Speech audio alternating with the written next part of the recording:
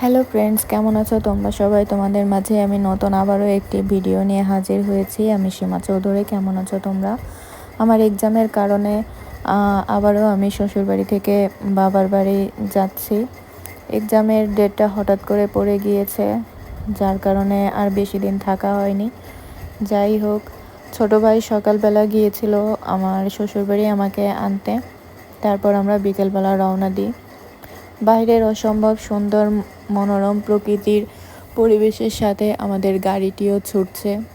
যেহেতু প্রচণ্ড গরম ছিল, তারপরও বাইরের মনোরম পরিবেশ দেখে খুবই ভালো লেগেছিল।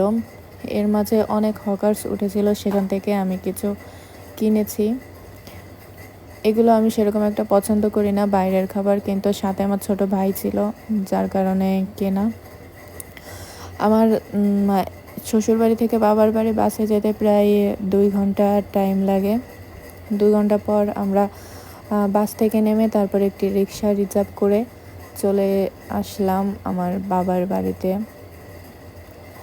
বাবার বাড়ি আসার নাম নিলে প্রতিটা মেয়েরই মনের ভিতর অন্যরকম একটা ফিলিংস কাজ করে।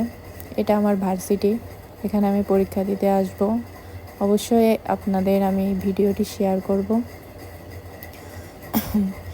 চলে এসেছি খুব কাছেই। রাস্তার দুপাশে সবুজ শস্য, ওপারে নদী, অন্যরকমই একটি পরিবেশ ছিল।